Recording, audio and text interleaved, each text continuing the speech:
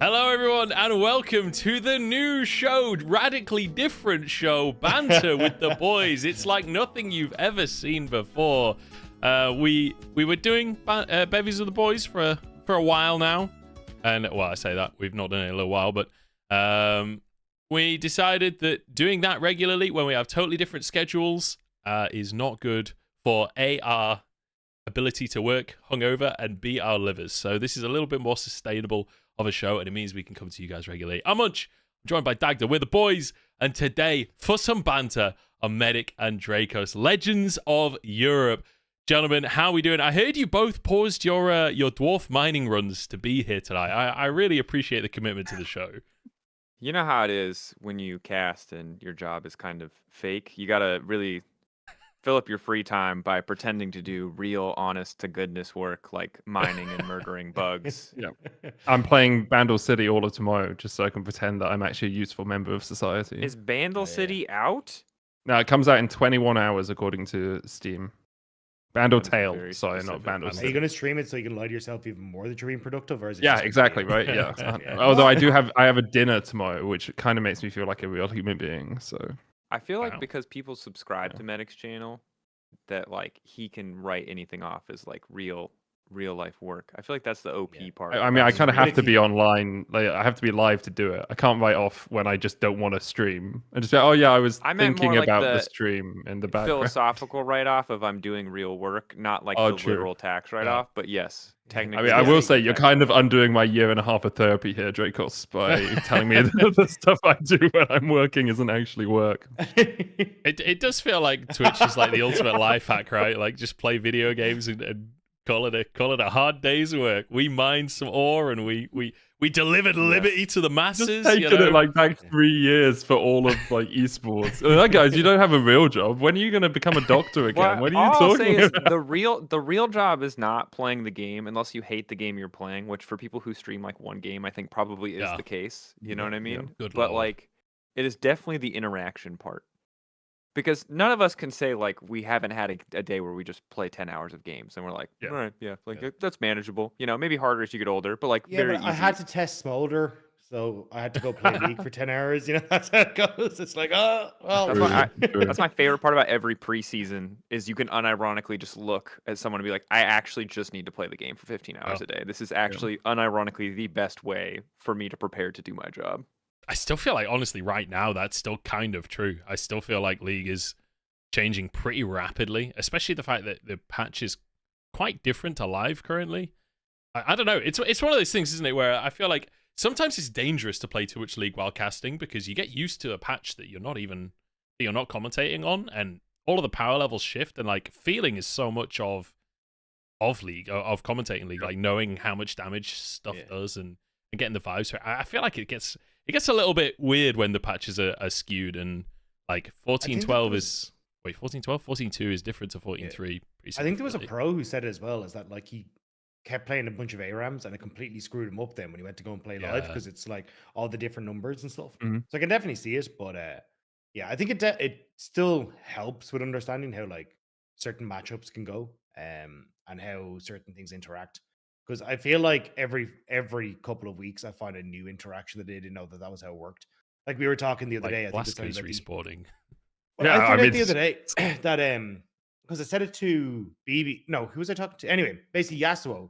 If you ult on Yasuo, if you Q right before you ult off of just an ally's knockup, not your knockup, just an ally's knockup, that Q will still go through. So if you Q, like say you're like trying to ult onto someone who's on the right hand side, if you Q left, that Q will still connect in your ult animation and deal more damage. Or if you have a third stack of your Q, you can actually send out your tornado from your ult position and kill someone who's like further past your target and stuff like this. I'm like, why are there so many weird interactions like this? That I feel like I have to deep dive every There- champion to find the bro, very, very small thing. Yeah. To be fair, I like dread every time Yasuo is locked in a pro play because there are so many niche interactions. And I think it's less true these days than it was like 3 Which is years terrible ago. because you play him. Yeah. No, I play a lot. And I Yasuo- used to Yasuo know, Nilo like, Aphelios, no. that's I what used we've to got know for like you. Windblade. I know Keyblade. I know a bunch of the tech. That one I hadn't heard of, but I'm like, because if the thing is, if the Yasuo mains, if you see something happen and you don't talk about it on cast, they're in your DMs. Yep. They're never gonna win a Yasuo game, but they watched that one combo video, and that's How can their you not whole know it? How can personality you now. not understand Like, this? are you kidding me, man? And it's like every They single literally watched it Yasuo last tech is a night as fucking well. Kingdom Hearts reference. So you're like, whoever this person is, like, it's gonna be a difficult battle. I'm gonna have to fight through their entire mental health history to like try to get a point in edgewise. Because when you call something a Keyblade, unironically, we all know. Like we've all played Kingdom Hearts. Like you are not coming from a good place. Yeah, I feel like it's really weird as well with League interactions as well, because like it's never intuitive. It is never ever intuitive. Like half of the things work the way that you expect, and half of them absolutely don't. And it's like in 14.2 they changed it so Eclipse doesn't proc off of Malignance, right? Yep. So Corki loses that interaction. 14.3, right? I think 14.3. Yeah, I think it's Yeah, still, 14.2 Oh, is it is still on works. 14.2? and also it was and also there was a micro patch in 14.2.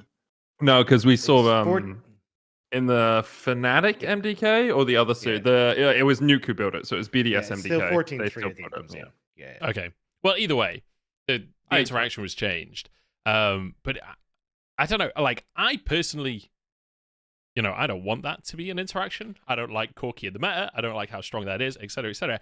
However, from the perspective of players reading tooltips and being able to theory craft, it makes sense that that works. Like, the fact that it now doesn't work is kind of like backwards logic in my mind of like player intuition being able to build how you want to build. It feels like it should work, and now it doesn't. And I almost philosophically disagree with the change, even though I really love the change as a player and a viewer. Like philosophically, I feel like it's weird. Can I tell you about this? Has been I actually haven't spoken about this. This has been a major gripe of mine that pissed me off. So Okay, yeah, hit us. Hit us. So you know the way they changed it, the knockups couldn't be QSS, they're cleansed. Yeah. Totally fine with that. The problem that I have is they did it on the very last patch of the fucking year, and then did it not in anywhere that was up the top. It was like in quality of life or additional bug fixes or something. So you had to like dig down into it. I was like, lads, I have just spent the last 11 months of the fucking year deep diving League of Legends. I want to take just a small break where I don't have to pay attention to this fucking game. And then you like sneak this, which is actually a pretty big fucking change, into the back hours fine print of nowhere on this patch. And then I come back in January and I said like, oh yeah, like I don't know why you didn't just QSS that. And I had about 5 people in my DMs going, what, do you not do your fucking job by reading the patch notes? I was like, lads, it was fucking Christmas. I went home. I was like, what do you want from me? Fuck off. It's yeah.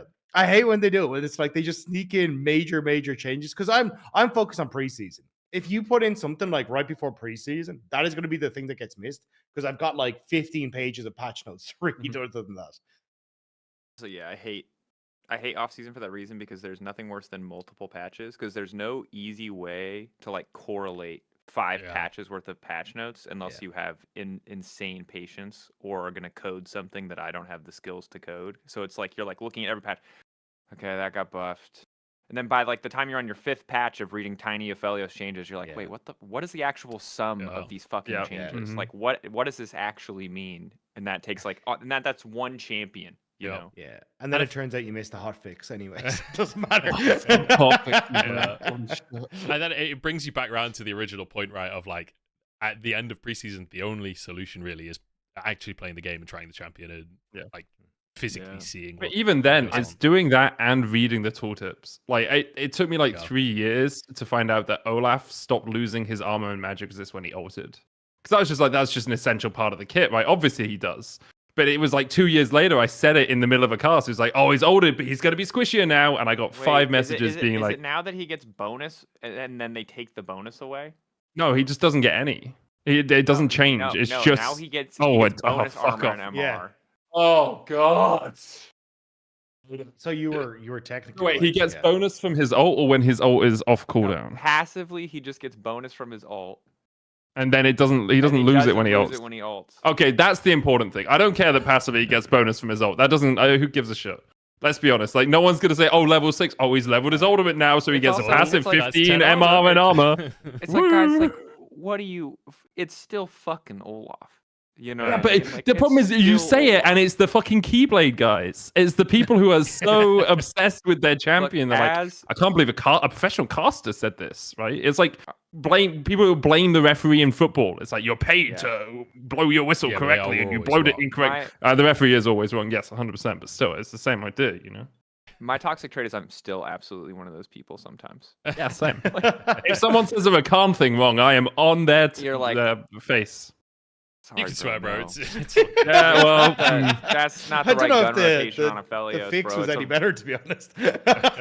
I do feel like it's like hard to call a lot of issues for I think the average player in League. Like I like to call things reading comprehension issues because I think it's funny because I think there's a lot of shit in kits that if you read the kit, but then I realize where I read the kit is a third-party website. Yeah. It's Yep. literally Yeah. Law Wiki where I like read all the kits. Mhm. And for me, it's like I don't mind the interactions that you were talking about earlier with Eclipse and Malignance because I think the wording on Eclipse like makes sense because it doesn't mention Mm. items, right? It's just ability attacks or abilities, right? And it's just like, but when that shit comes up and there's not a consistent philosophy on it, that drives me nuts. And the other thing that drives me nuts are animation cancels because there's no consistent yeah. philosophy on it, Yeah. and it's just Mhm. like with champions Oh, like Riven, did we and I'm just not lose a member the of the stream balance months? team. Happened. Yeah. Oh, we're back. We're fine. We're Yeah, we okay. just lost all the cameras for a second, so that's Like good. obviously I work for Riot. I'm not a member of the balance team at all, right? But like my understanding is basically like all of the Riven players who've been playing Riven for a fucking million years have learned this mechanic, and now they like can't change it, right? Because you're just gonna piss off all the people who play this champion. But I'm just like, I wish it was consistent. I wish there was Yeah. some consistent logic in like which abilities were clean to animation cancel, which weren't. Like there's this entire class of top lane champion now that Tiamat works again, where you're like, all right, who can Tiamat cancel what? And it's just Yeah. like, shouldn't there just be some consistency in labeling or like some idea of what kind of abilities can be canceled?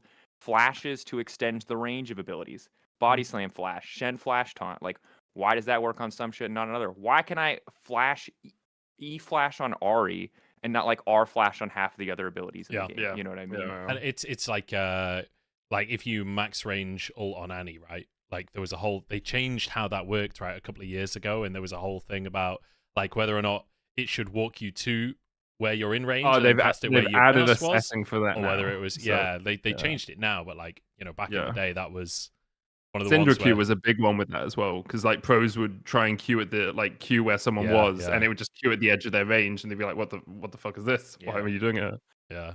But yeah, it's just coding, right? Everything's been coded by different people, and it's all probably a spaghetti behind the scenes where if we stop at Riven being able to animation cancel, then it breaks Teemo or something. I wonder you know? what the oldest 'cause line I- of code is in the game. Like the I have most no idea. archaic. Hello world. Yeah. Well, and it's also just like some shit is probably a bug, I would guess. Like I would Yeah. guess that the Riven animation cancel thing is not intentional, but sometimes if it's fun, you keep it in, right? And I think that like probably for Riven players it is fun. It's sad for the plebs like me because when you pick up Riven, you're like, this champion is effectively nerfed for me because I cannot do that thing, and she has to be balanced around the Yeah. people who Yeah. can do that thing. The one thing I'll But- say in the context of Riven specifically, the whole like MO when Riven came out, the big like thing that they sold the champion with was this is like a fighting game champion, Yeah. but in League of Legends. So the Well, and fact they that you kinda- could I like mean, in that- animation in that cancel and sense, do they that got shit, it, like yeah. it matches. It does make it cool. But yeah. but in like a Smash and like okay, not to I'm not just because it's not a dig at Super Smash with Melee. I'm just saying in a Smash Bros. Melee way where it's like you have to do so many seemingly unnecessary inputs to get your character to move correctly on the screen. Because if you've never played Melee and you go again to play Melee against someone who can wave dash, you're like, what? Why? Hello? How does Yeah. that work? And I feel like it's the same shit with Riven. Yeah. Speaking of animation cancels, does Ornn have any? Because I've found out you can build double cleaver items on Ornn now with Stride Breaker plus like Rav Hydra, and you can get Oh, 'cause both when of you them as upgrade it? separate. Yeah, you upgrade it. It doesn't count as a cleaver anymore. So then you can have a secondary Ah. cleaver, and you can use both actives independently and get double cleave damage. So if Ornn has any animation cancels, maybe he's the next hotness in top. You know, You could maybe Titanic animation Stride cancel your Breaker. W or Yeah, something. really that Yeah. animation cancel you unlock after level 13 and spending 6,000 gold is going to revolutionize the Ornn 1v1 match that he's suddenly broken. It's the fact that Ornn could already I could see one-shot it. someone Jacobs. anyway. I could see it. Yeah. Yeah. To be fair, I mean like Malignant's Corky, right? That's a third item purchase. Item Mhm. interactions are strong. Good Yeah. work. You sound like a hater, man. You know. I mean, I am kind of a hater, to be honest. That's true. Yeah. Chronic I hater. really hope this doesn't take off because fuck having another Cassante in the game. Oh, Just Jesus hard Christ. as fucking tanky and then pop.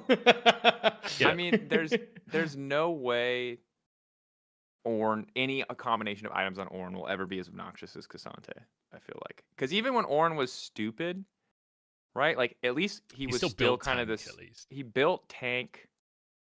Well, that was also dumb because he built tank and one-shot people. But for me, it was like Ornn was so heavily telegraphed. You never felt Yeah. like Ornn was outplaying you. You just knew that he was broken and you were powerless. You know what I mean? And that's kind of how it feels with Cassante, but you have to watch him dance around you like he has hands. He's a fucking show off. That's the problem with Cassante. Yeah, it's like Yasuo. Again, it's the same thing. It's like you're a 6-0 Yasuo and you're dashing through 30 creeps. It's like, bro, you can just fucking RuneScape duel me. You can just walk up and auto me 3 times and I'll die. Like, why are you dashing 30 times? Well, you're trying to get like the S rank on solo killing me. I don't understand why. Just walk up and take the kill, bro. It's yours. He's like the opposite of Yone, who just walks up with the lethal tempo at level 1 and literally just right clicks you and just watches your health slowly shred away. All right, let's move the conversation on slightly. I want to talk about something that's been discussed on Twitter a little bit and get your takes here. It's not controversial. Don't worry. I'm not trying to trap you guys. This conversation's kicked off today. I think Molecule started it, but there's quite a few people have chimed in on regional strength. And the general consensus is that LCK good, everyone else fucking sucks. I wanted to get your guys' takes on it, because honestly, I do feel like that it's not super wrong. Like, even as an LPL guy, BLG just got absolutely pounded today by IG. Like, even our very best team, that was a rough showing, you know? Oh man, I feel like really this is a 2-horse race, to be clear. This is not a bold statement. This statement says one thing, and it's that the LCK is better than the LPL by a wide margin. Like, that's the statement. Every other part of that statement, no one cares.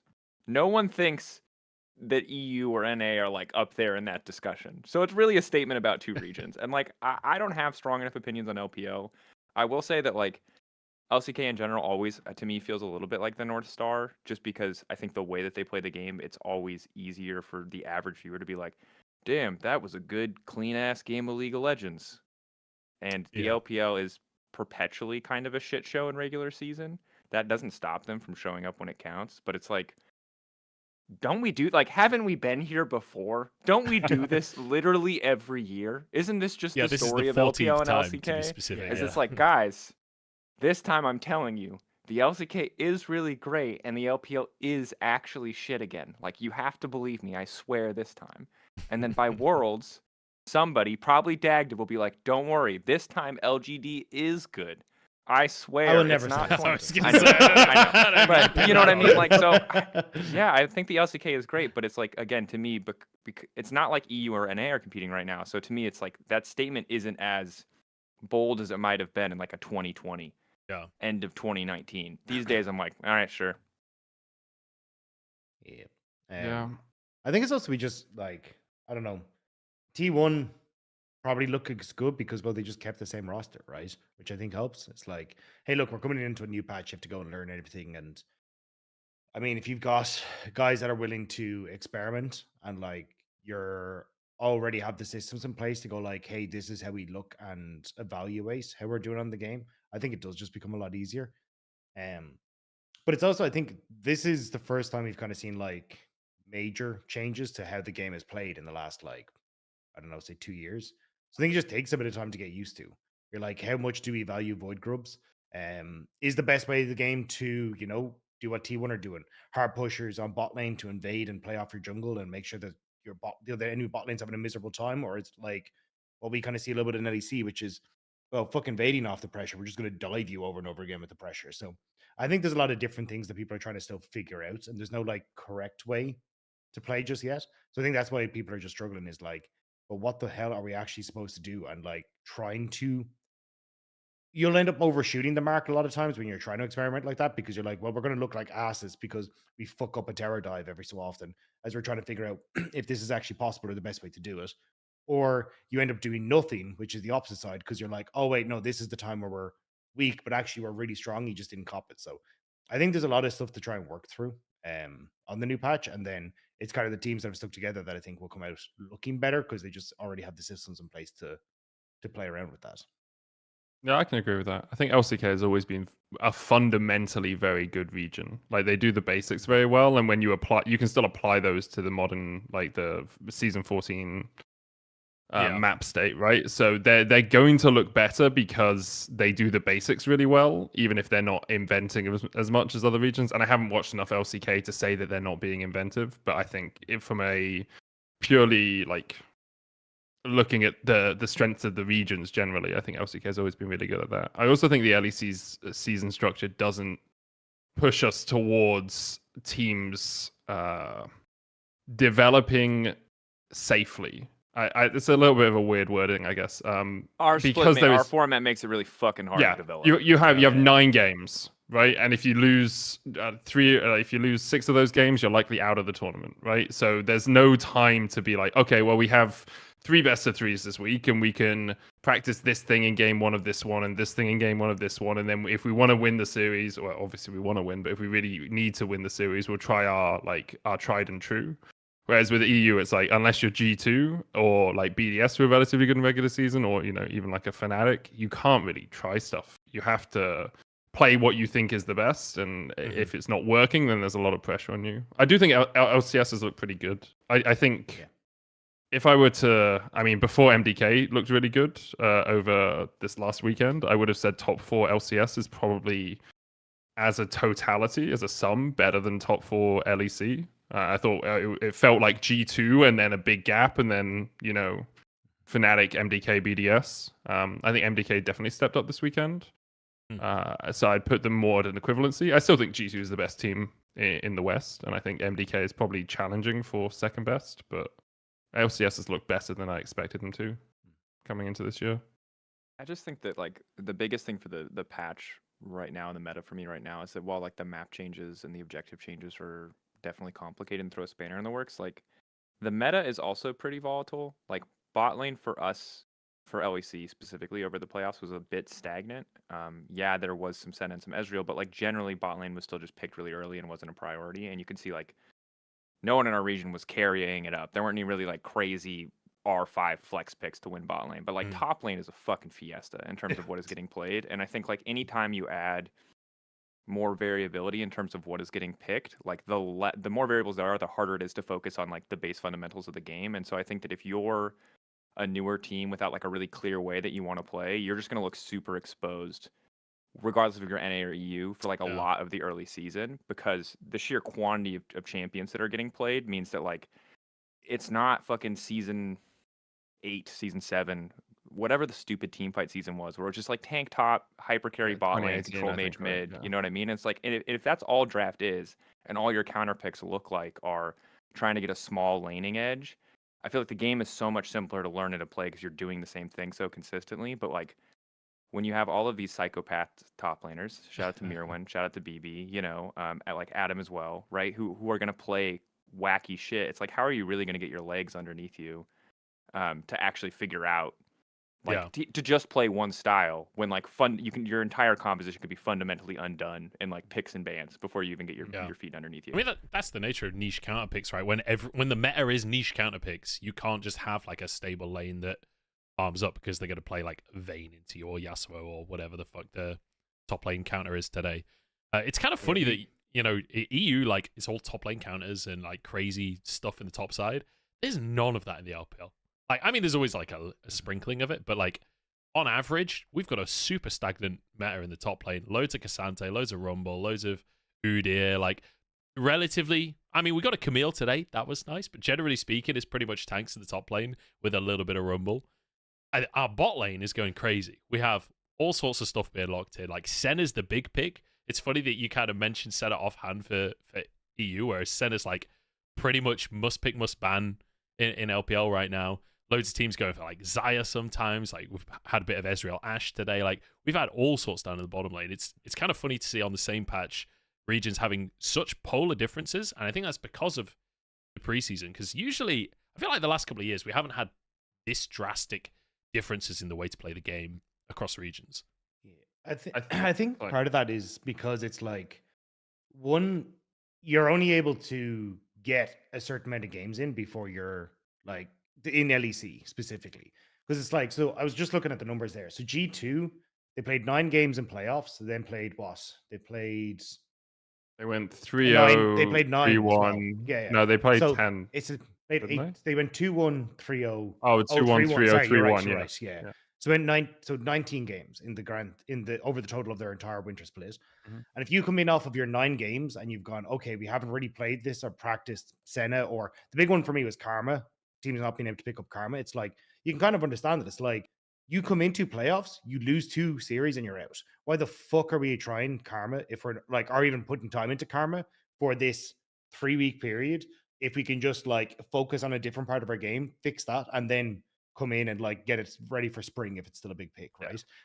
I think it's just very hard. And myself and Drake, because we're kind of talking about this, is that like it feels like teams are still trying to experiment a little bit with finding the identity of their team. Like we see teams playing poke comps, we've seen them trying to go for like these heavy dive on backline comps and stuff like that.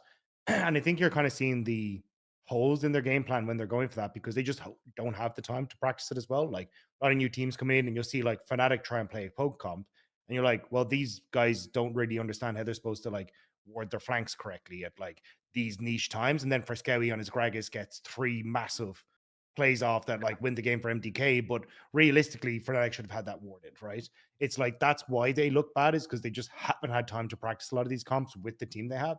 And the established roles of, hey, you are the guy that wards left hand side, you are the guy that wards right hand side, you're the one that's going to face check. Like having all these roles and procedures haven't been established in the teams that haven't had a chance to try them out. So I definitely think it'll get better with time, but it's like a lot of these teams and players haven't had a lot of time. Like Carmine Corp, I think, had a month before LEC started to actually start screaming, and then you're like, okay, cool, now you've 9 games, get ready. Yeah, I think as well. Sorry. Go ahead, Medic. Go ahead. I was just going to say to the like AD carry center points. We did see a lot of Senna, but it kept losing, and I think part of the discussion on like what is interesting flex wise is our AD carries are very good at a couple of champions. I think Super's the only guy that's impressed me on Senna so far in LEC, but the rest of them tend to be, these are the champs I can play, and like I'm not really going to play anything out of that. And because we high prio it, they don't have to try anything else. So we see much more flexibility out of the top laners who have that wider champion pool. Anyway, so.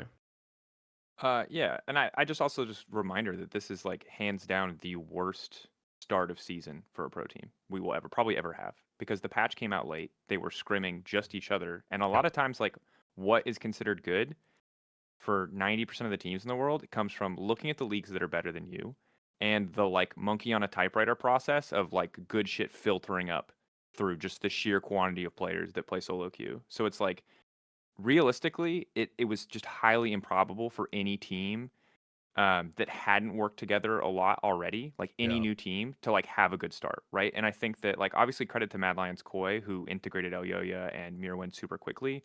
Like I think that is a testament to their coaching staff and their environment, and G2, who obviously kept everyone, right? But for like every single other team, Fnatic probably should be in there as well, but obviously they still did all right in the context of things. BDS too, right? All right in the context of things. It's like for every other team, it's like you're just fucked. Like, how are you going to get good practice realistically? How are you really going to have confidence in your picks or confidence in the meta enough to say, even what we were talking about earlier, which is like, would you take risks in our format? No, probably never. But you don't have enough information to even know if what you're doing is taking a risk or not. Yeah. Right. And like by the time LCK is playing Udyr, you saw us like desperately pick up Udyr and clearly not have a fucking clue what we were doing, because Udyr looked like trash in our region. Right.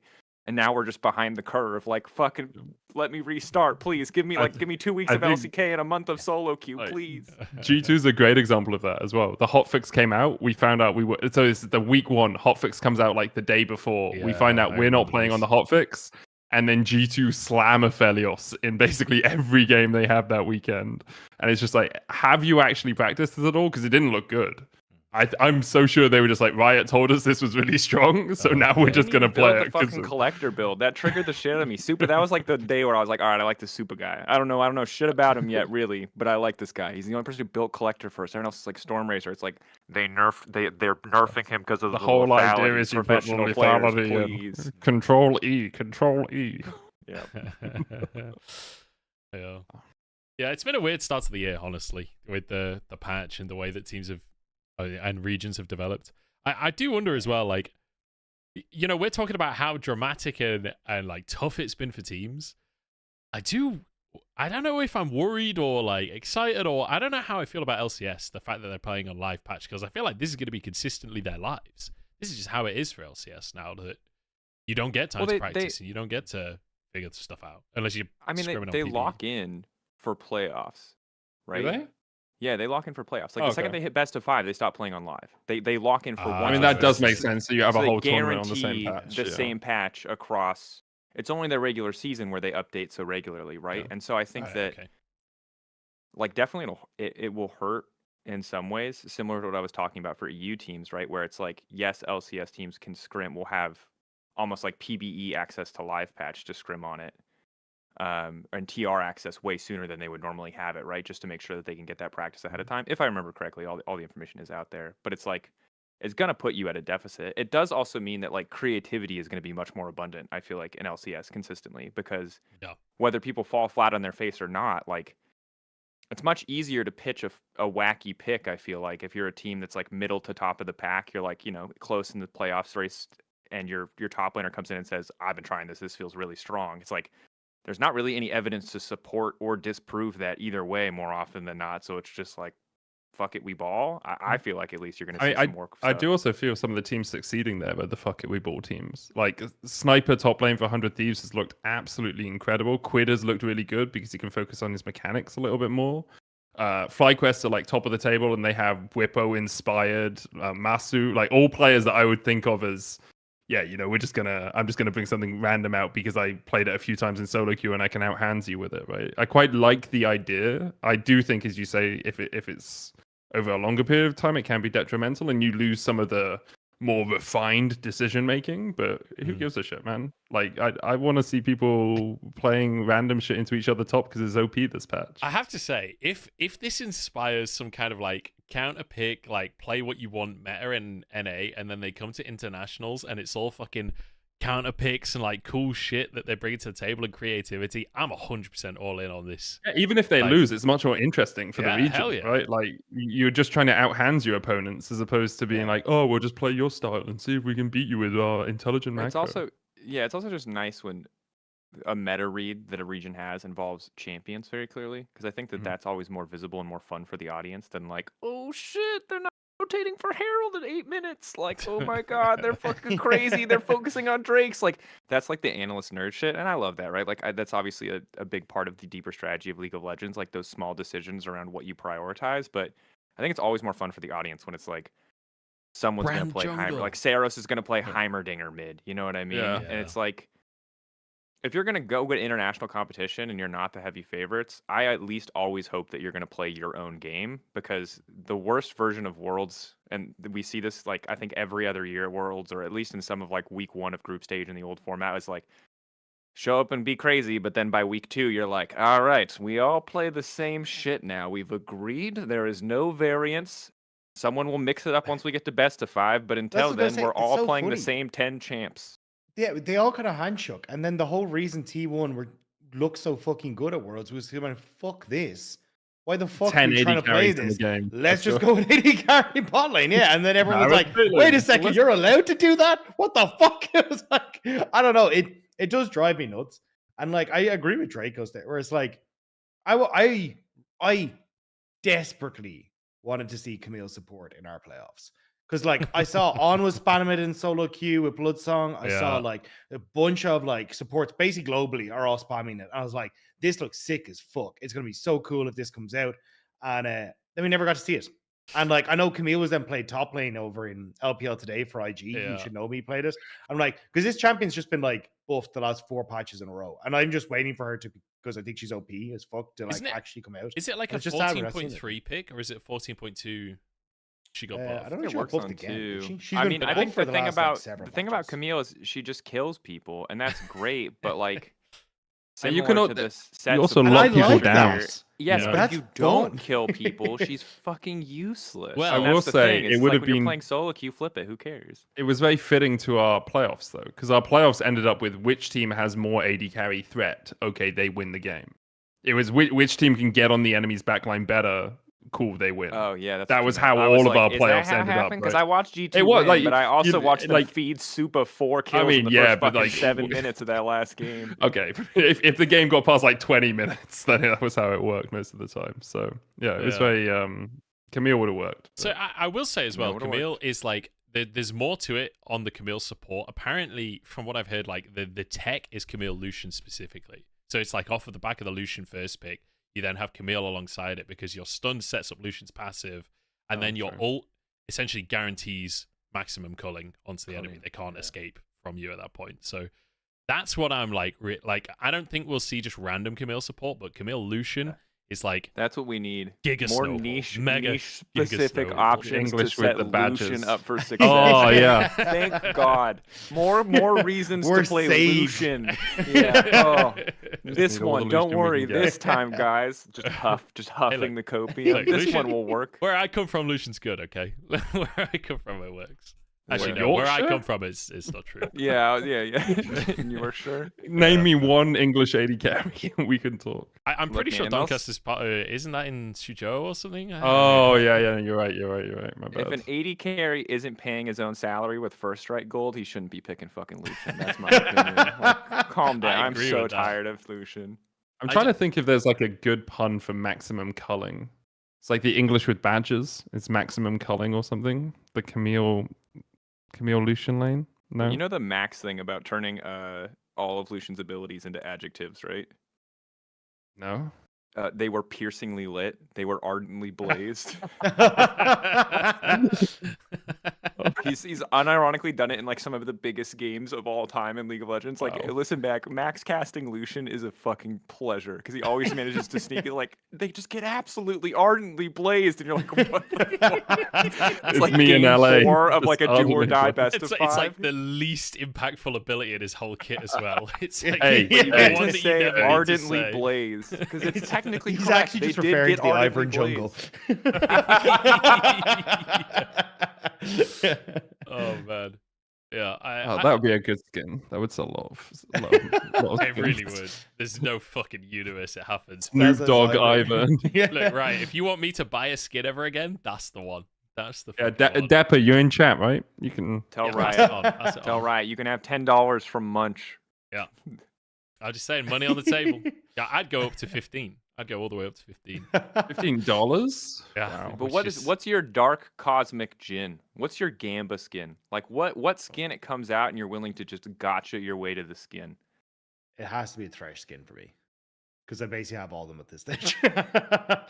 Yeah. I would But I don't know really what like a it'll be, though. Rakan skin with like rainbow feathers, where he Oh, I remember changes when you color unlocked depending the on like. I felt really bad for you that day that you bought the Yeah, new you Rakan Oh, unlocked the Dragon fucking Master prestige skin. Dragon Master is so and he was bad, like, man. I'm gonna play it, and then doesn't lock it in. And the next game, like, I'm gonna play it. And then he locks it in, and all I hear in this quiet voice is, I think this is maybe one that looks better than the non-prestige skin. It looks so bad. Oh. I hate it so much, man. Oh.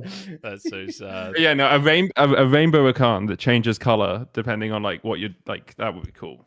You know, Yeah. swish your cape. Yeah. I think for me, it would be more Omega Squad. I think Omega Squad is the best skin line. It's so fucking Only funny because of the that, voice like, lines. Yeah, exactly. But like, imagine Riot Games X, whoever the fuck made Helldivers, Omega Squad skins where they fucking hell dive into the rift, badass is your- voice lines, like, What is your Scream. like You I just don't got a know, little, the name like, of Captain- liberty. aliens coming out, like they're fighting Captain for liberty, Timo on like, duty, just killing stuff in the void, just saying managing weird, democracy, you know. Yeah. dark shit.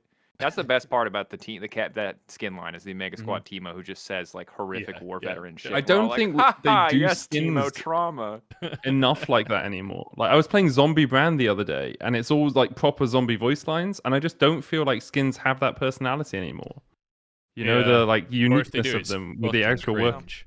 It's Yeah. yeah, Like the the universes fucking and anime etc. I feel like schoolgirl it does reduce the amount of like high impact single skins because everything feels Yeah. like it has to be tied to a universe these days. Mhm. Yeah. Also, I You think just we get should do it? confused.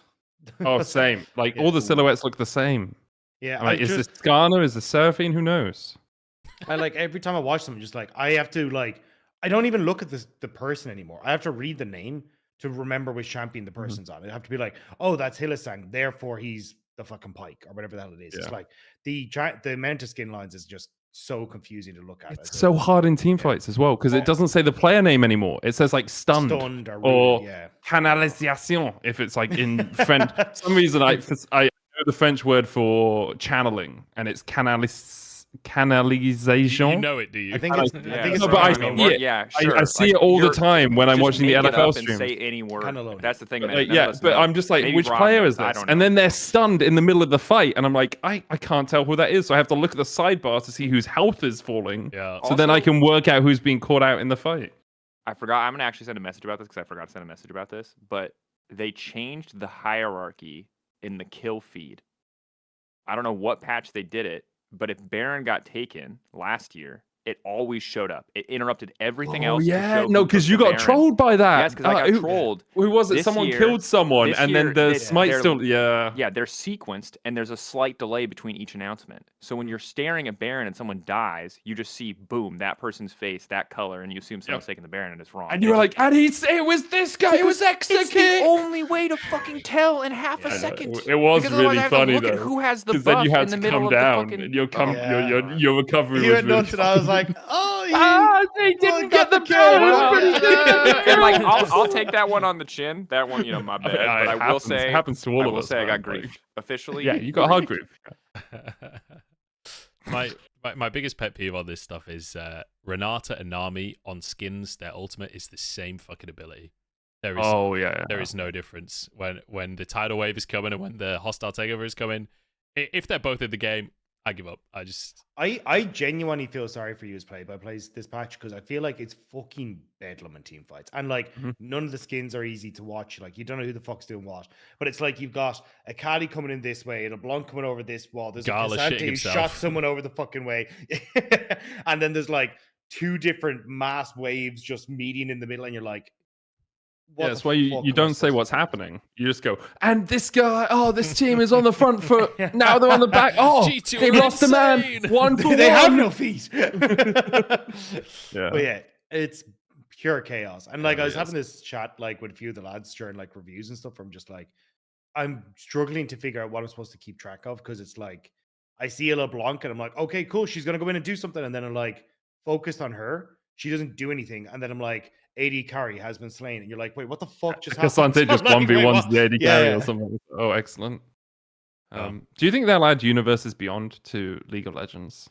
Like Fortnite, Oh, you like know? in Magic the Gathering. like where a they're Keanu doing Reeves. crossovers. Well, who would Keanu Reeves be? Like Keanu Reeves' Lucian. Jin? Yes. Lucian? Yeah. That would be so weird. I feel like you go Blade first before you go Oh, true. John yeah. Wick. True. Or we could get as a footballer, Edgar Davids. He looks a bit like Lucian, right? We should definitely get him for a skin. Nice.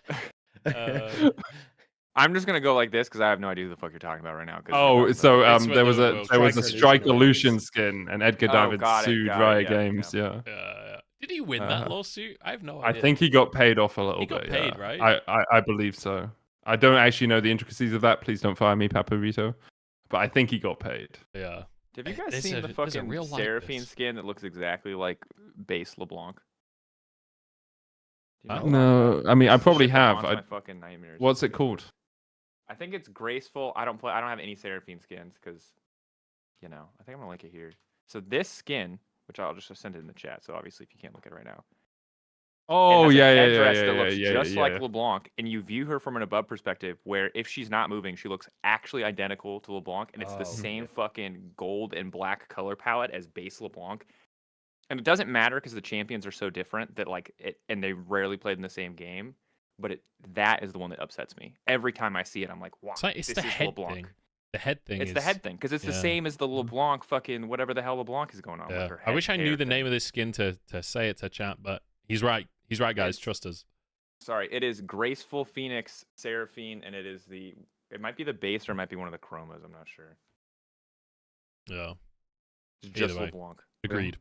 On the topic, though, of very, very graceful segue here. On the topic of casting, difficult to cast skins and stuff.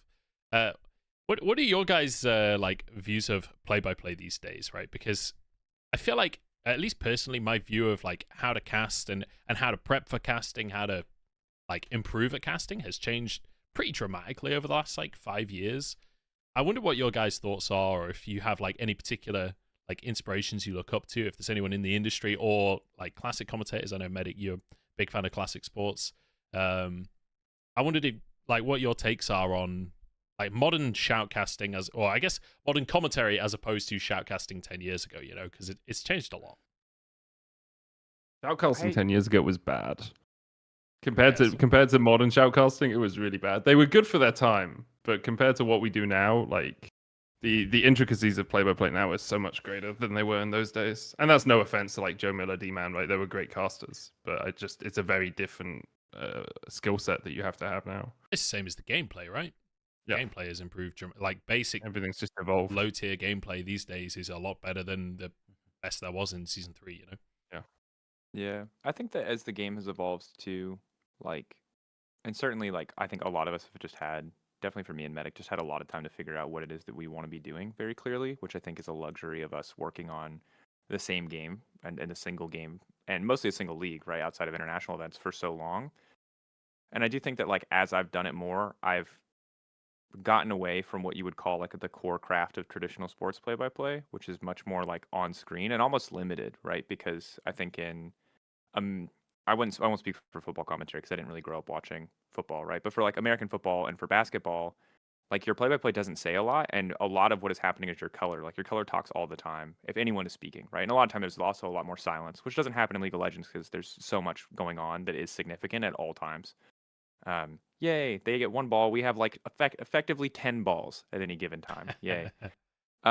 But I'll say like traditional play-by-play on-screen stuff, I've just like valued less and less over time because I just kind of trust that this late in the game's life cycle that the average viewer kind of can see what is happening. I don't know if that's right, but to me, I've just adjusted because I like to talk about the things that are like one level below that, which I guess you would call like really basic color casting, and then trust that my color can go deeper because I just don't actually think like if someone just goes, now they're pushing mid, which like you do need to do sometimes, like you kind of reset, you start a new topic of conversation, right? But like if that's all the play-by-play says when they speak and then they shout during the fight, I actually find that really uninteresting. Like I really like conversational dynamics. I like when people talk about what is happening in the game and they're really bouncing. And that's like a hard thing to achieve depending on how well you work with your partners. But to me, in order to make that happen, you can't just be like, look, that's Frogman. And he goes, yes, that is Frogman. Good catch, play-by-play. Frogman does this. You know, like you need to be able to go one level deeper. Like, oh, I really like that they're itemizing this. And it's like, yeah, this is a cool adaptation. We saw this blah, blah, blah, right? If like all I ever say is, man, go here, like it's kind of hard to actually have a deeper conversation, right? So I think like on-screen play-by-play, the biggest thing that I've done over the years is like I really deprioritize that, you know, and for better or for worse, I think it's a stylistic thing just because I want to have a conversation that I'm interested in. And maybe that's selfish, but like I trust my judgment at this point in my career to say like this is actually like the most interesting thing happening in the game, right? And it's a limited perspective because I don't know everything about League of Legends. But yeah, man, go here. It's not my vibe. Yeah, I very much agree with that. I think each of the play-by-plays at like the top tier, you'll see them have a slightly different focus in what they want to do.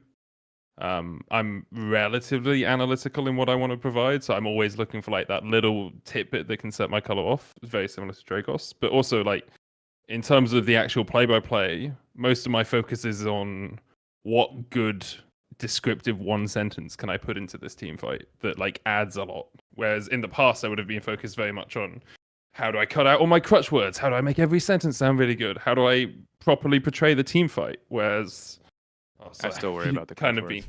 I mean, yeah, we all worry about them, but it's much less my focus. Yeah, I know you looked at me. No, it's fine. That's my this kryptonite. They just at the same change time. very slowly over time. But yeah, I think if you look at each of the play-by-plays, like Dracos, I think is incredibly good conversationally and knows how to like drive a discussion. I think if you look at Flowers, his high moments are just amazing, and I'm sure that's what he focuses on most of the time. If you look at Hysterics, you know you're in for a bit of a wild ride, but you know it'll be fun, right? So all like the top, and that like obviously I'm just picking 3 names. I'm not saying these are the only top play-by-plays in the world. I just want to all the like top play-by-plays will have a slightly different focus in what they want to do because we all have the fundamentals down, and I think it does actually help drive play-by-play casting into a very interesting sort of position because it used to just be, can you do your check-ins and can you cast team fights? Like, Yeah. and Which now are it's important a lot. things. Oh, 100%. But we're sure. also good at those fundamentals. Like that's 75% of it, and now we're all finding out what our 25% is that we want to add Yeah. on to the top. That really makes us like unique. I would say that's the biggest universal thing for me is I just think that at a certain point you're gonna once you're kind of aware of what the perceived fundamentals of casting are, and I'm sure it's different depending on like what company you're working for, who you're working with, who you're working alongside.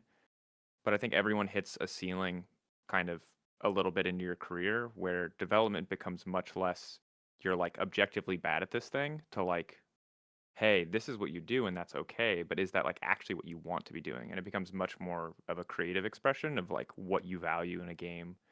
Also what who's producing the show values too, right? Because it's at the end of the day we are like it is Yeah. a service job, right? And I think that's the biggest thing for me that's always interesting. Like that's where like you really become a caster. I think anyone when you're starting, you're bad for one of 100 different reasons. And then eventually you get to the same kind of vanilla ice cream state more or less that most people like strive to be. That's just kind of like it's solid, you know, it's inoffensive. And then you kind of need to almost work backwards in a weird way to like bring back in the personality that you started with now that you actually know what you need to be doing to get back to this like authentic tone and voice. I think one of the hardest things there is breaking the habits that you built along the way as well. Like Mhm. it's a very habitual thing. Casting, it's really easy to go into autopilot, especially in a long, boring game. Like getting out of those habits and consciously casting instead of autopilot casting, at least for me, has always been one of the harder things to consistently do, especially on a busier schedule when you've got games coming every other day. I always found that was one of the like I always found if I'm tired when I'm casting, I like regress 2 steps in how good at casting I am because I just fall back on fundamentals instead of like actually pushing and driving to do something better. And especially when it comes to like when you're casting crazy team fights that you've got people diving the backline on both sides and you've essentially got 3 small team fights happening simultaneously. If I'm falling back on fundamentals at that point, it's 100% of the time going to be a disaster. I find like at that point you got to like refocus in and like follow a specific player, even if it ends up being the wrong one in the end. But like, you got to do. I always try and like do something active just to get myself out of the rut and like get myself back into casting again. It's also the think- bad habit you develop in trying to fix the other bad habit you had, where it's like, so say I wanted to get better at my sentence structure, so think out the whole sentence before I actually say it, and then it'll come across really smooth and it'll be way better. But then I stopped looking at the game because I was like in my head going, okay, this is the way I want to structure this sentence. And then something would happen in game and I would just miss it because I was like not focused on the game. And suddenly my play-by-play is jumping in to be like, shut the fuck up, I'm talking now. I was like, oh, whoops. So I definitely think there's like several steps to like, oh shit, now I got to fix the thing I thought I was fixing. It's just, I have that a bunch at the moment. I keep trying to like share points that I learned in scrims with my team. I'll be like, oh, they're going to gate now. They're going to do this. Oh, they're looking at tempo cycling. And I'll start talking about it and then look at my analysts like, hey, I'm saying something smart. This is smart, right? Please nod at me so I seem smart. And then a fight will start. And so we'll never actually get to talk about this cool point that I wanted to bring up because I've been talking about it so long. I've then had to start play-by-playing again. You work for that point, and then you have to shut up and start doing your normal job. It's You're like, fucking damn it. I'm You're trying like, to fuck sound this smart. Fight. Guys, it doesn't fucking matter. It The doesn't worst- fuck this fight. I'm going to come in 10 seconds late. I need to finish this fucking point. The worst thing is when the fight starts kicking off and it looks really significant. You break off your point, you start play-by-playing, and then everyone just fucks off. And it's silence for 30 seconds. It's like, do I go back to the point? Do I like just brute force it at this point, or do I give up? I think that both Medic and I are pretty fortunate that we came up in a time where kind of the hiring structure was different, so we had a bit more job security. Because I think that like one of the most difficult balancing acts that I see people handle is like you're gonna be fucking bad, right? But like knowing that your employer is gonna give you the grace to be bad is a really tricky thing, and it's really hard to know.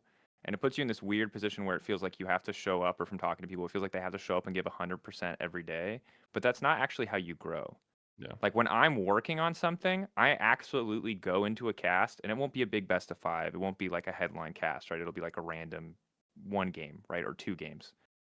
Where I'm like, okay, I'm working on cutting out crutch words today, or I'm working on doing the specific things in a fight. And as a result of like working on that, because this is a space, like it is obviously it's a space to perform. I don't want to do a bad job, but you need space to like make mistakes, right?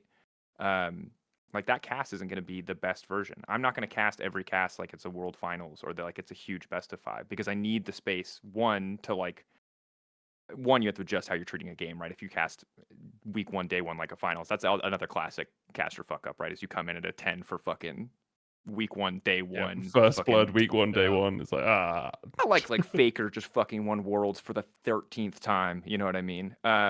But like it's hard. You need that space to be shit, to be honest with you, and you need that space to like grow, and you need that space to make mistakes and figure out what does and doesn't work for you. I think that experimentation is really important, but it's like hard to convince people to do that and support people in doing that when a lot of the times I think the casting like community feels sometimes super cutthroat, not because people are deliberately like cutthroat, but because you are competing with the same people who probably will also be trying to help you grow. On top of that as well, the community is extremely quick to, especially if you're newer to the scene, they are extremely quick to cut someone down. Like if someone has a experimental cast that's like newer to the scene, and it can be disastrous for their reputation, and that kind of stuff doesn't seem to go away once people have made a decision. It does seem to haunt people. So I'm curious. I mean, I get people commenting on a cast I did with Spawn for like 2018, 2019 Worlds. It was a play-ins cast, and people still tell me, no, that was with Rusty. The double tier was 2018 MSI. But people were like, I did this cast with Spawn, and he's Australian, right? And we just had good banter. We were good friends. And so he mentioned like, oh, if Syndra hits a Q, she'll do a lot of damage. So I kept being like, oh, she's missed a Q again, Spawn. Oh, she's missed a Q. Oh, when's she going to do damage? You know, like in just a bantery way. And now I realize it doesn't come across well on cast. But people still bring it up saying I hate all my co-casters because I banter. It's like Medix never gets along with his co-caster. He just hates everyone. You heard it here first. He does hate everybody. But it's true. That's not the evidence. That's why I didn't propose to Betty. Yeah. That was one of the first things me and Lyric got as well. When we first started casting, me and Lyric got on really, really well, and we both have a very dry sense of humor. Mm-hmm. And apparently on broadcast, that just did not come across at all. And like the top Reddit comment on one of our games was, "Do Lyric and Munch hate each other? Like, what did one of them do to the other? What is the history here?" People do not like sarcasm. It doesn't it's not a general type of humor. No. Well, and it's just if sarcasm is really hard without like really deliberate intonation and without being able to see someone's face. And also, if you're a non-native English speaker, sarcasm is actually impossible. Yeah. As far as I can tell. Like unless you like really have grown up and been in an English speaking country for a long time, like it's so hard. It's like such a subtle language thing that it's just a lot of that shit will fall flat. The other classic caster fuck up I love is muting yourself when you're laughing. I don't know if you've ever done this, but I was told once that you like don't do anything disruptive on cast, and so like I had this bad habit for like a year and a half when I first starting, where someone would say a joke and I'd laugh, but because it was like an inappropriate joke and probably shouldn't have been said on broadcast, right? And I'd mute myself to laugh, but then it just looks like I'm shutting this person awkward, down. Yeah. And they're like, this guy, wow, Dracos is an asshole. He's just like not laughing at this guy's joke, or like, oh my god, like, or worse yet, is like people are like, wow, your co-caster is not funny at all. And I'm sitting there fucking dying, but I'm afraid to laugh on air, so I'm just holding down my. I was gonna say I'd be fucked. I could not get away from not giggling on cast. Like, I don't have a choice; it just happens. Yeah, I got feedback once actually that I laughed too much on cast, but not at the right time. Like I have this habit of I'll think about something that I want to say. And to me, I'm the funniest guy in the room. I don't know what it is. I always find my own jokes really funny. It's really cringe, but at the same time, it's like, Rob will say something on a cast, and I'll be like, I've got the perfect follow-up. I can't wait for him to stop talking. And I'll like giggle to myself. Rob's not saying anything funny, so I'm just laughing. like a crazy person. Just like giggling away to myself on the cast, waiting to speak so I can say this dumb joke. It's not even funny in the first place. There's also so many inside jokes, and my favorite thing to do... Munch. Don't let people tell you it's not funny, Munch. It's very funny. Believe in yourself. I appreciate that. I do, don't worry. I find it funny. That's all that matters. There's so many fucking inside jokes that just accrue as you work with people more and more that make no sense to anyone on fucking air. Yeah. And they're so easy to reference and just derail in a cast entirely. And you actually cannot explain them on air. Like, they're not horrible, you know what I mean? But they're just clearly not, like, broadcast appropriate. Yeah. But they're so easy to reference subtly. I don't know what it was. There was a moment in the final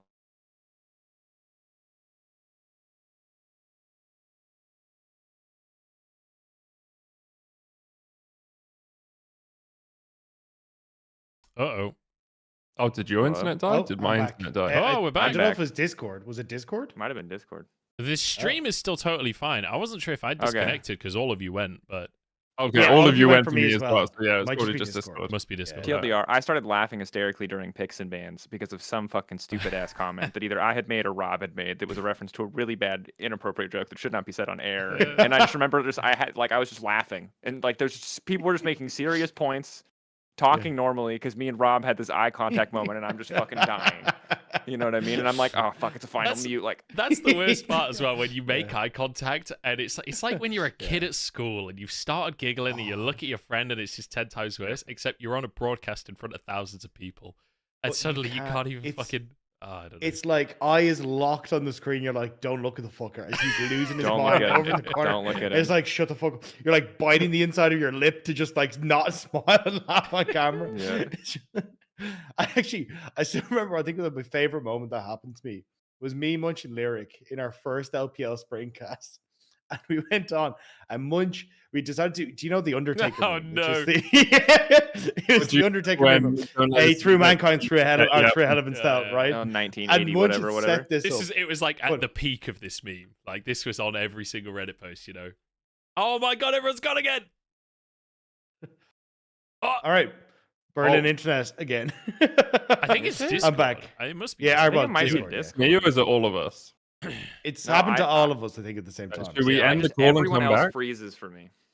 Yeah, Yeah, same. yeah, same. if we it end the happens call again, and come maybe back? we do, yeah. All Let's right. see how Anyway, we get on. But It was at the peak of the Hell in the Cell meme.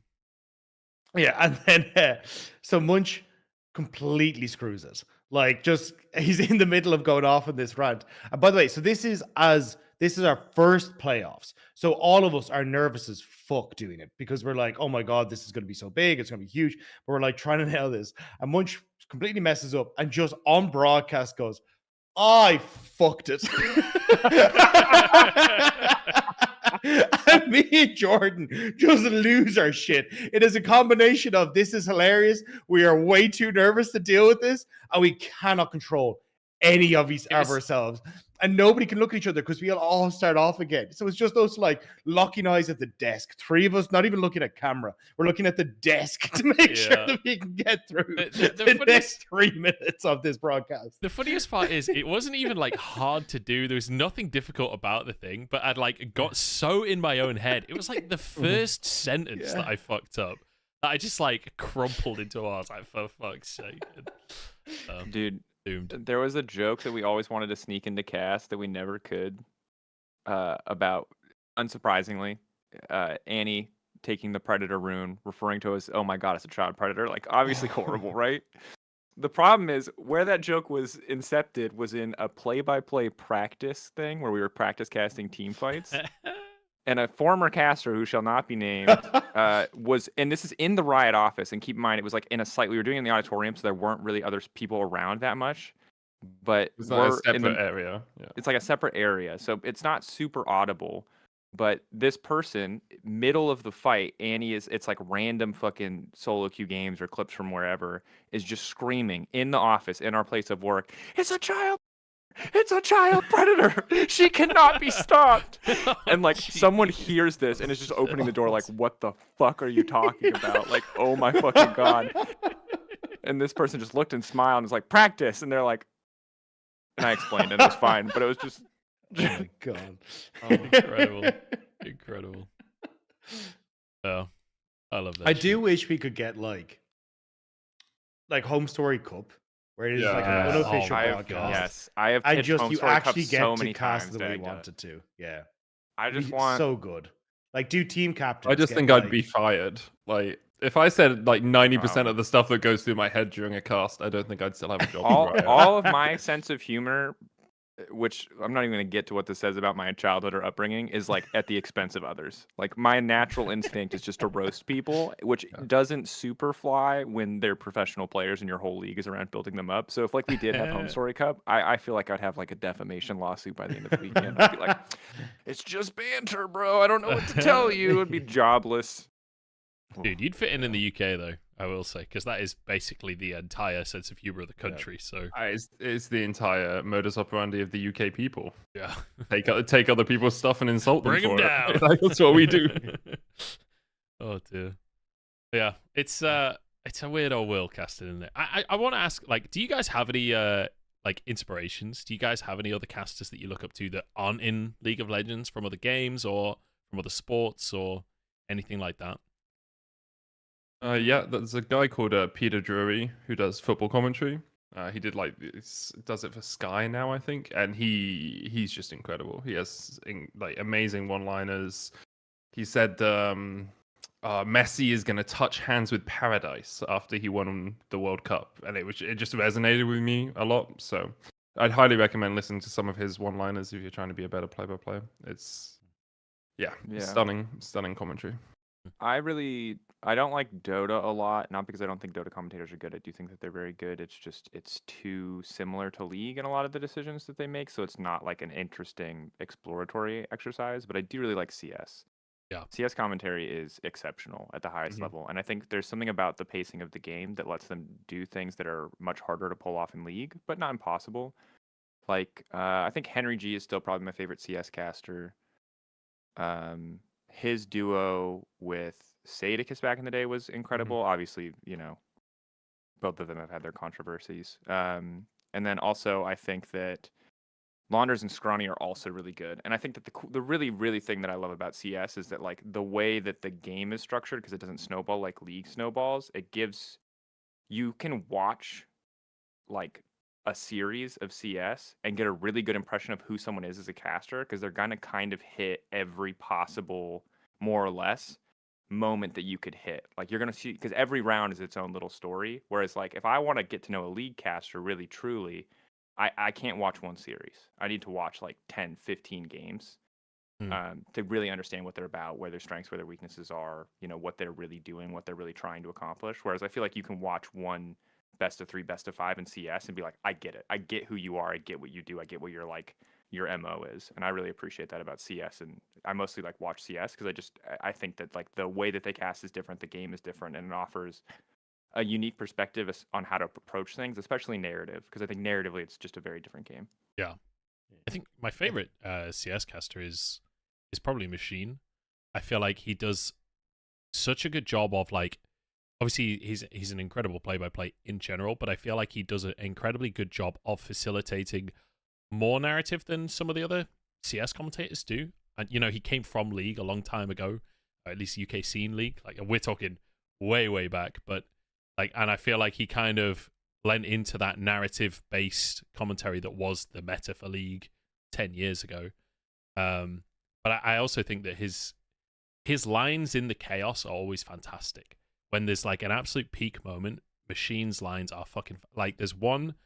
I can't remember what player it was, but he says, like, player name, stop blowing my mind. And, like, that line is, like, stuck in my head forever. I fucking love that line. I feel like it was such a great moment, and he, like, absolutely nailed it. And, like, for me, that moment is stuck in my head forever. He did some stage hosting as well. And I feel like he always did a very good job of, like, those big peak hype moments. I feel like he just nailed it every single time. Yeah. I think Machine and Uber always feel really genuine with how they share their lines. It always feels like they're actually just feeling the passion in the moment. And I think sometimes it can be hard when you have a line that's semi-pre-prepared to get that same genuine passion through it. I actually remember I was listening to it was like a football match in, I think it was 1998, and we have to remember that was when The Undertaker threw Mankind off Hell in a Cell. 63 through an announcer's table. Yeah. I was thinking, like, holy fuck, he's going back for this. Jesus. I can't remember that year. But I will say this is one of the things that I just in general, I think that I love League as a esport at, like, the highest level, but I think one thing that League really suffers from at lower levels that I think that isn't necessarily as big of the case for CS is, like, because League snowballs, you don't get these. It's hard to guarantee that you get these truly close and good moments. You know, what I mean? Genuine Like, peaks. Yeah. genuine peaks and troughs and moments of actual parity. And I think so many of what the average sports fan would consider traditional sports narratives don't fit well into League, because your performance is tangible, but because there's this because aim exists in CS essentially, right, in a way that it doesn't really as much exist in League of Legends. Like there's always that same thing. There's always something performance and execution related to tie back to. But I think the thing that makes me sad about League is it's like if you're casting a lower tier game and the enemy Zed is 6-0, you can't, if you're selling the product to people who actually play League, you can't sell that as like a great true expression of skill. The expression of skill happened the first 5 kills, the first 2 even. And then after that, it's like, sorry, bro, you're just getting mathed on at this point. And then it does make the moments where someone actually outplays the 6-0 Zed like that much more impressive. And that's kind of the trade-off. But that shit really only happens at like the highest level of League of Legends, or if someone is like objectively griefing, right? And so that is one thing I love about Valorant or CS or any of these kind of games that have a round system. Those resets are so fucking cool from a narrative perspective. You will always have a buy round where everyone is on paper even. You know, everyone has their utility, etc., and that's fucking dope. And it makes me sad sometimes when you have like a 3-0 in League that's super one-sided, because it's like, What do can I you say? do? You're you lost the game sitting in there for 5 10 minutes, I'm minutes gonna at the cast end it of for each another game 20. being like, yep. And then often, like, I think we had it a bit with, was it MDK versus Fnatic, where there were 2 games that were like 6-0 at 8 minutes? I think it was that series. Yeah, There were yeah. 2 There was games in that- the middle. And you're just sitting there for like 20 minutes being like, well, MDK are going to win this game. And then they half throw and it's like, oh, maybe they won't win this game. And then they end up winning it anyway. It's like, well, that wasn't actually that exciting of a game, because Mad Lions Koi should have won, and they did win because they had a 4K gold lead at 8 minutes. So Yeah. nice, you know. I do think it's interesting though. I'm not like the people that inspire. I don't know if inspire is the right word, but the people I kind of look at a lot are less so commentators from other games, but like story or like audiobooks or like how people present stories on YouTube and stuff like that. Because like the thing that fascinates me is word usage. So what is if I say he slinks into the bush versus he slips into the bush versus he dove into the bush? It's like these all tell very different stories, but like he's basically the same action, right? Um I think when you find people that are really, really good at presenting that, I think that's what is interesting to me. Because I think a lot of what I do is telling the story of how this game is going, whereas you guys kind of get the super high moments. So if I can make the way I present that information to you more interesting with my word usage, I think that's a better look. At least that's the way I view what I do. And that's why I think looking at how people tell stories or the way they mix up their voices or their cadence and that kind of stuff. I think that's super, super interesting for me from a color caster perspective. And then there's the obvious one of like, well, go talk to Cadrol or people who know the game better than I do and actually talk to them about how the game functions. But it's like, I think I'm more interested in how I can present that knowledge. And it's like looking at super interesting, even lectures in colleges and being like, this guy just presents that information really well. Yeah. What is he doing that is grabbing me? And how can I then steal that? I do think there's something you mentioned there as well that is a skill in of itself, is like gaining information about the game, about matchups and things like this from players without like just being a nuisance, right? Being able to have those conversations without it just being like, hey, me again, just wanted to ask about the Cassante matchup versus Aatrox. Like, could you just explain this to me entirely? Like, and then a week later, you're back with another matchup, you know, like being able to build those relationships in a mutually beneficial way instead of just being a pest, I think is a skill in of itself. I think you just got to be shameless. I'll be honest. Yeah. I think that I think that there's no mutual benefit. Like, unless the only pro mutual player benefit wants is that public I don't speaking shit on lessons. them in the cast. Yeah, It's or like I can praise you more. This is a winning or say matchup. yes, What's he doing? And then you're Yeah, like, like, no, I mate, it's can- not. Here's why. I have a better understanding of who they are as a player. Maybe that lets me help tell their story better, but I don't think most players give a shit about that, right? I just think that like most of the players that I engage with regularly to talk about that like talking about that kind of stuff, right? And if they're not super responsive to me, I'm just not going to push on them. But there are always pros who like if you talk to Whippo about League of Legends, Whippo will not stop talking about League of Legends. I mean, He's one of those guys. That happened to us in the. Remember we were in the makeup room before we went live for finals, and I was talking to Mickey about support picks, and literally his manager to drag him out of the room because he just wanted to keep talking about the support picks some that he of had. his secret picks, and once you guess them, he's like, I can finally talk about them, and Yeah, we didn't want to stop talking. Oh my god, incredible. Yeah, it is interesting to me though how it's like, I think there's some different focuses between colorcaster and play-by-play, obviously, but I think it's a huge amount that is like the psychology of word usage and stuff is the part that like I think is kind of across the board with all of us. That's super interesting. I mean, it's every team fight, right? Yeah. It's how you present your team fights and what you're thinking of and how you make them not sound the same. Because after like 5 to 10 years of casting between all three of the play-by-plays here, right? Like it's very easy for every fight to sound similar. And when you listen to your voice back in highlights packages, it's every team fight, and you're just like, "Fuck! I said the same thing again. I said the same thing again." You don't want to just jump in and say "Fiddlesticks Crowstorm," every time, no? You should. That was great. That was your highlight. Alexich on Karzik. I mean, I've got to be honest. That's what the Brazilian casters do a lot of the time, and people fucking love it. So maybe we should just. I just don't think we have a romantic language. Because Ibai, one of his most famous calls is he shouts like "soy robots" like 6 times after T1 get that fight against is EDG. The 10k goal behind Rakan, fake shockwave finds them all. Yeah. One of his most famous calls is he just shouts "soy robots" like 5 times, and it's an incredible call and it sounds amazing. But I'm thinking if I was the caster in that moment as the English caster, and I just shouted, "They're robots! They're robots! They're like," I'm not sure it comes across the same in English as it does in Spanish.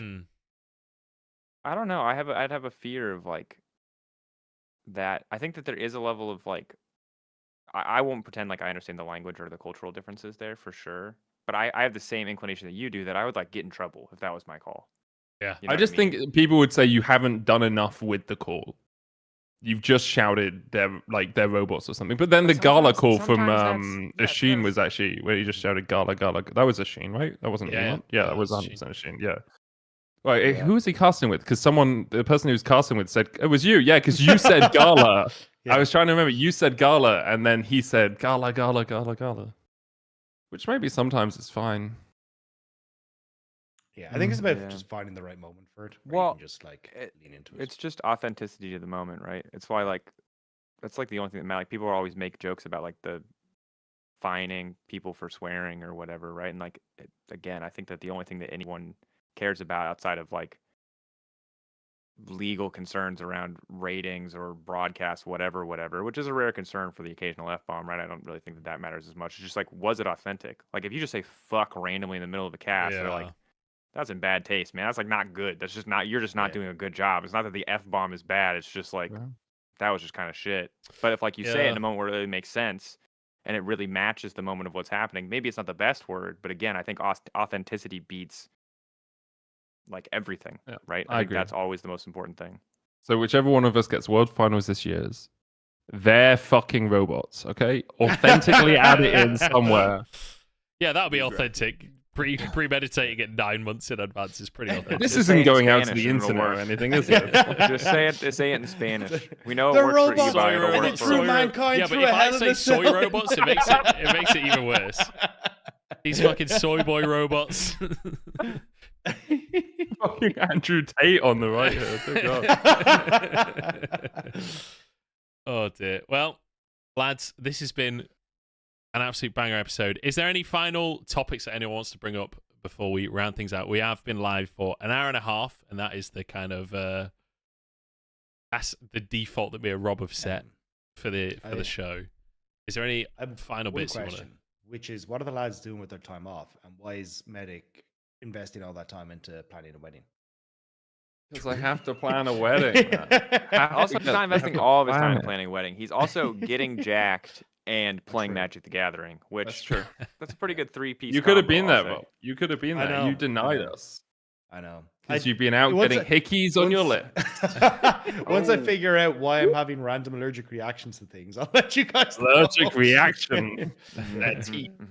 I'd actually be more, because I did just wake up with it this morning. So I'd be more concerned if someone was just sneaking into my house to give me hickeys on my lip while I'm asleep and then fucking off. Okay, Yeah, that's all concern. kinds Why of did you legal. give me a key? What was the key for, Rob? If not, I'm sorry. I misunderstood.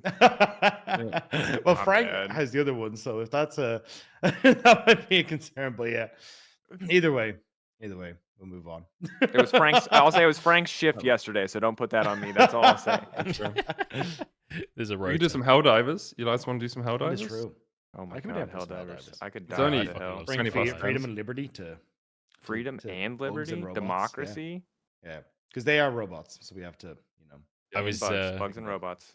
I've been playing with my little brother, and we've discovered the recoilless rifle, where you can have one dude loading while the other guy fires. Chargers don't stand a fucking chance. We fucking annihilate Oh, thank God! I Chargers. hate those. Alright. Things. It's Anti-tank glorious. guns. Like the liberty that great. we feel while doing the 2-man team is Oh yeah. democracy. Consider democracy. This is the managed, most that's the last welcome thing. as an American I've ever felt in any podcast when we talk about Helldivers. This is like 90% of your history education, by the way. It's just much more horrific because it's people and not other, I mean, alien life forms. They're like, you brought democracy. And it's like, did we? yeah. That's what the textbook says. Us and the Dutch are kind of experts in that, so like we're not new to the idea. I do Time for the love the new- idea of a charger just running into vote. It's like, I think I saw that actually in Leicester. Actually, the Chargers who are falsely registering when they're not actually citizens of Super Yeah. Earth, Yes, they're actually the why- problem. That's why they're called rigging the aliens. elections. And that's where we manage the democracy. That's where the management kicks in. All right, we're getting dangerously close to that really horrific and underwhelming Black Mirror episode about refugees. So I would say Helldivers, democracy. Yeah.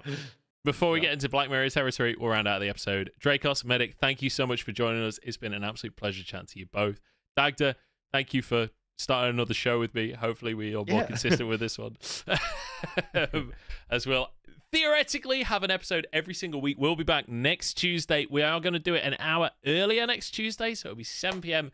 GMT or BST. I never know which time zone we're in the UK. CET. I think it's GMT. Yeah. You can go to the movies if you want that, by the way. To CET. Huh? Well, I mean, you just. Oh, CET. Ah, I get it. Everyone's disconnected anyway, so I'll just do the outro by myself. That joke was so bad it broke Discord. That's literally what I said as well. It's Discord over. just Goodbye. spared me. Thank you very much for watching, everyone. Thank you for listening. We'll see you next week on Tuesday. Dracos Medic, thank you so much. We'll see you next time. I won't be here next